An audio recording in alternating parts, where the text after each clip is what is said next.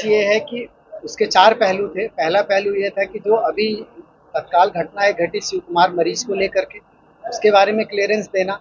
दूसरा ये था कि वेदांता में ही ऐसी घटनाएं क्यों होती है, अक्सर लोग मुझसे पूछते हैं, उसका जवाब देना। तीसरा ये कि वेदांता कहा जाता है बहुत महंगा अस्पताल है, उसका जवाब देना। चौथा ये कि वेदांता ने समाज के लिए किया क्या है, समाज में वेदांता ने सबसे पैसे कमा के केवल जेब में रख लिए, उसके लिए किया क्या है। तो इन 4 प्रश्नों को पूरे रूप से जवाब देने के लिए मैंने आप सबको अपने पास बुलाने का आग्रह किया है। जो शिव कुमार वाला मामला है उसमें क्या सच्चाई है? जैसे उनके परिजनों का आरोप ये है कि यहाँ पीटा गया, गार्ड ने पीटा, आपने पीटा, उनके साले को पीटा, उनके साले के कोई दोस्त थे उनको पीटा। जो साले के उनके दोस्त से उनके बारे में कहा जा रहा है कि उनके साथ पिटाई हुई, एक ही आदमी है जिन्होंने कहा कि मेरे साथ पिटाई हुई। मैंने सिर्फ इतना कहा कि अगर 2 बजे रात को किसी को 18 लोग मिलके पीटेंगे, कहीं उन्होंने कहा कि डंडे हथियारदारों से भी पीटा है, कहीं कहा उन्होंने थप्पड़ से मारा गया। मैं कहता हूं केवल थप्पड़ हाथ से ही कोई मारेगा तो हाथ से ज्यादा चेहरे पे, सिर पे, सीने पे चोट आएंगी। कहीं पे भी कोई दाग धब्बा, जैसे हमारे गाल पे एक चाटा भी पड़ता है तो एक निशान पड़ जाता है, उनके शरीर पे किसी तरीके के निशान थे चोट के। या फिर उनकी आवाज में 2 बजे चोट हुई, 6 बजे वो बोल रहे हैं हाथ ऊंचा करके, वीडियो में रिकॉर्डेड है, जो खुद गाली गलौज करके गाली दी है, उसके बाद ये कहानी शुरू। और उसके बाद ये बताया जा रहा है कि क्या उनको कहीं निशान थे ऐसे, या उनकी आवाज में ऐसी झलक थी कि उनके साथ मारपीट हुई है। केवल उन्होंने ये सारी घटना इसलिए बनाई क्योंकि पैसा न देना पड़े। उनकी बिल 70,000 रुपए की बन चुकी थी। उनका था कि हमारा मरीज ठीक नहीं हो रहा है, डॉक्टर ने कह दिया बचने के चांस नहीं है, चाहे तो आप कहीं ले जाके दिखा लो या फिर इन्हें घर ले जाके सेवा करो। तो वही आप देखिए, मैंने उनका लिखित भी लिया है, 70,000 रुपए उन्होंने जमा किए, जिसका हमने एक पैसा नहीं लिया, उनसे लिखवा के लिया है। और उन्होंने लिख के दिया है कि मेरे साथ एक पैसा। और सारे वीडियो जब वो लाए गए थे तब भी बहुत क्रिटिकल स्टेज में थे, ऑपरेशन की सलाह दी गई उसका भी वीडियो, ऑपरेशन के बाद वेंटिलेटर पे शिफ्ट किया उसका वीडियो, ऑपरेशन के बाद जब जब वीडियो आयुष्मान में वो सारी सीरियस होते गए सबका वीडियो। इवन उन्होंने कहा 1:30 बजे रात को एक्सपायर हुई, सुबह 9:30 बजे वीडियो बनाया गया जिसमें डेट टाइम सब बोला गया। वो वहां पे खड़े हैं। उसके बाद जब वो एम्बुलेंस में शिफ्ट हुए हैं, एम्बुलेंस में लेटा दिया गया है, उनके दूसरे एम्बुलेंस के एम्प्लॉय सक्शन कर रहे हैं, उस समय भी वो अपने हाथ चला रहे हैं, अपने गर्दन को हिला रहे हैं, सांस ले रहे हैं बिना किसी ऑक्सीजन। तो क्या उस समय उनकी डेथ हो चुकी, जिसका डेथ हो जाएगी वो सांस लेगा, वो सिर हिलाएगा, वो हाथ हिलाएगा? संभव नहीं। कोतवाली में दिया है तहरीर जो दी है, हाँ, तो उसमें ये कहना है कि जो है इसका सीसीटीवी फुटेज देखे, सुन लीजिए, तो वो चीजें तो मैंने दिया है, सारे प्रमाण मेरे पास है। दूसरी बात, उस मरीज के मरने के बाद उसका पीएम भी हुआ है, जिसको पोस्टमार्टम कहते हैं। पोस्टमार्टम में भी क्लियर हुआ कि उसकी डेथ अभी हुई है। तो 1:30 बजे रात, भाई कहने के लिए, बदनाम करने के लिए आप कोई किसी को कुछ कह दीजिए, लेकिन उसका कुछ प्रमाण तो हो। कोई प्रमाण नहीं, मेरे सारे प्रमाण है, लेकिन बस वही कि मैं हर किसी के पीछे कितना दौड़ता हूँ। अभी दो उससे पहले एक घटना, एक कोई वो थी बिहार, उजाला यादव गायक, उन्होंने कहा कि साहब हमारा मरीज आईसीयू में, वही वीडियो है मेरे पास। वो मरीज मेरे पास आयुष्मान से भर्ती होता है, उसका 1 रुपया खर्च नहीं होता है, 4 दिन यहाँ इलाज होता है, चौथे दिन उसकी डिस्चार्ज होता है। डिस्चार्ज होने के बाद वो चल के अपने पैरों से गाड़ी में बैठ के जाता है, जिसका वीडियो मेरे पास है। उसके बाद वो अगले 4 दिन घर पे स्वच्छ रहता है, ठीक रहता है। फिर उसके बाद वो दिखाने के लिए लामन और लोहिया में ले जाते हैं, वहां भर्ती करते हैं, वहां पे उसकी डेथ होती है। तो भी कहा जाता है कि वेदांता में वो सीरियस हो गया और मर गया।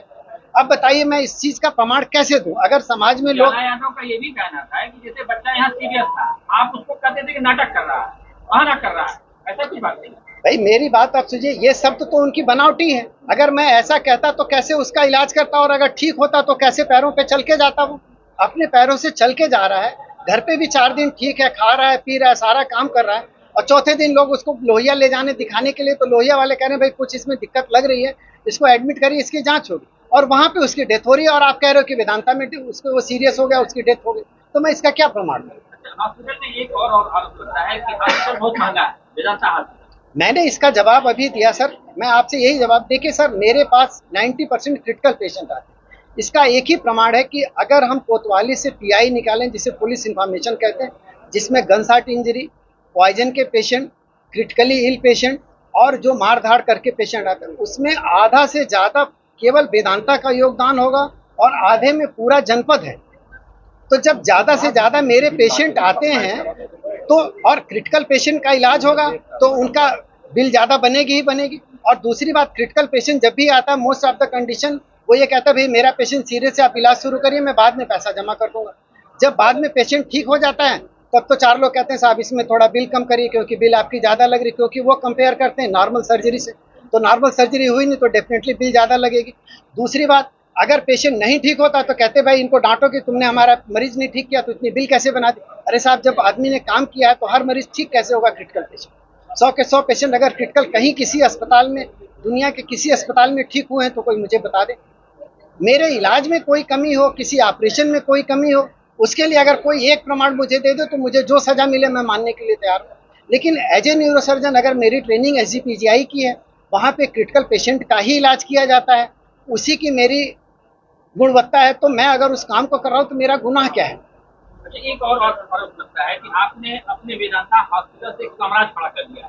समाज किसके लिए, समाज किसके लिए यस, खड़ा किया है? वो अगर मैंने काम किया है तो आप ये सोचिए कि उसको मैंने समाज के लिए ही किया। मैंने जो भी आजमगढ़ में पैसा पाया या पैसा कमाया, आजमगढ़ के जनता के लिए ही इन्वेस्ट किया है। मैंने यहाँ का पैसा कहीं बाहर इन्वेस्ट नहीं किया।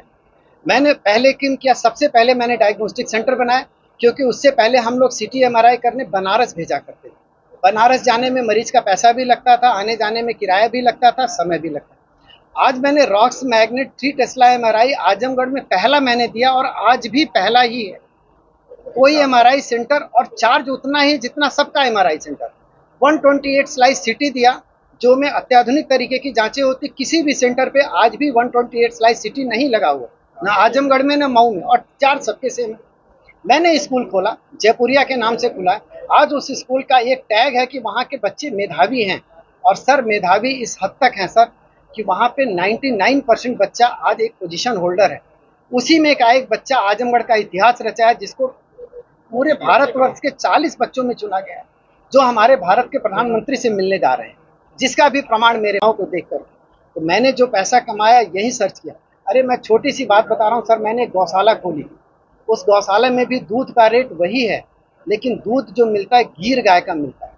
जो आपने न्यूज़पेपर में पढ़ा, तमाम न्यूज़ चैनल्स में आया कि इसके दूध में तमाम ऐसे चीज़ें हैं जो आम गाय के दूध में नहीं होते हैं, आज तक में निकला है, तमाम बड़े न्यूज़ चैनलों में आया, सारे पेपरों में आया। जब हमने उसका उद्घाटन बाबा रामदेव जी से कराया था तो उन्होंने ही कहा था इतनी ज़्यादा गीर गाय का कलेक्शन मैंने आज तक किसी गौशाला में नहीं देखा है। लोग 1-2 गीर गाय लाते हैं अपने घर के दूध पीने के लिए। वेदांता हमेशा क्यों विवादों में रहता है? उसकी वजह यही है सर, क्योंकि मैं क्रिटिकल पेशेंट डील करता हूं, और क्रिटिकल पेशेंट जब आता है तो मोस्ट ऑफ द टाइम उसके पास पैसे नहीं होते हैं, और जब पैसे मांगे जाते हैं ठीक होने के बाद या रिफर करते समय, तो लोग कहते हैं कि हम पैसे नहीं देंगे। 4 लोग खड़े हो जाते हैं, कहते हैं आपने बिल ज़्यादा बनाई। तो हम कहते हैं भाई सब पहले तो हमने आपको बताया, तो जिसको बताते हैं वो पीछे चले जाते हैं। नए लोग आके खड़े हो जाते हैं, या तो मैं क्रिटिकल पेशेंट लेना बंद कर दूं, पहले कह दूं पहले पैसा जमा करिए तब इलाज करेंगे, तब कल को आप यही कहेंगे पेशेंट मर रहा था, आपने पैसे के लिए इलाज नहीं किया और पैसा मरीज मर गया। सर, आप ये सब सारी चीजें कह रहे हैं कि हम लोगों से बहुत सहूलियत से मिलते हैं, तो वो कम्युनिकेशन गैप कहाँ रह जाता है जो इस तरह की कंडीशन हमेशा देखने को मिल जाती है? कम्युनिकेशन गैप नहीं है सर, ये कुछ लोग तरीके से आते हैं कि ये चीज़ इलाज हो गई, जो मेन रिश्तेदार हैं वो कभी नहीं कहते। उनको आप उनके साथ मारपीट नहीं पाएंगे कि इनका बच्चा है इनके पिता के साथ मारपीट हुई, नहीं, न वो उनके परिवार का सदस्य होते हैं न उनके रिश्तेदार होते हैं। 99% कंडीशन में 1% अपवाद हो सकता है कि वो कोई बाहरी होते हैं, केवल अपने आप को हीरोगिरी बनने के चक्कर में कि मुझे पैसा ना देना पड़े, मैं अभी आया हूं तो मैं ICU में क्यों नहीं घुसूंगा, मुझे आप कैसे रोक सकते हैं। तो मुझे गाली कम देते हैं, उन लोगों को गाली देते हैं जो इसी क्षेत्र के हैं, इसी देहात के हैं, चाहे वो सिस्टर हैं, चाहे वो गार्ड हैं, चाहे वार्ड बॉय हैं। अगर वो कोई गरीब परिवार से हैं, चाहे अच्छे परिवार से, जिन्होंने जितनी पढ़ाई की अपनी पढ़ाई के हिसाब से वो सेवा दे रहे हैं, तो क्या वो गाली खाने के लिए बैठे हैं? आप ही को पता चले कि आपके बच्चे को कोई गाली दे रहा है तो आपको कष्ट नहीं होगा? जिन गार्ड के साथ उन्होंने गाली दी वो भी इस क्षेत्र के ही।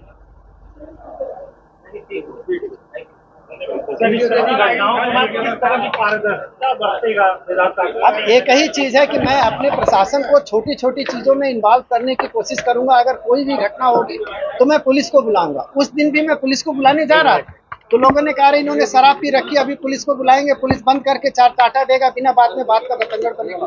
तो आप ऐसा मत करिए, पुलिस को मत बुलाइए, डरहम कर दिए। और वही मैंने छोड़ दिया तो सुबह उन्होंने एक नया बखेड़ा खड़ा कर दिया।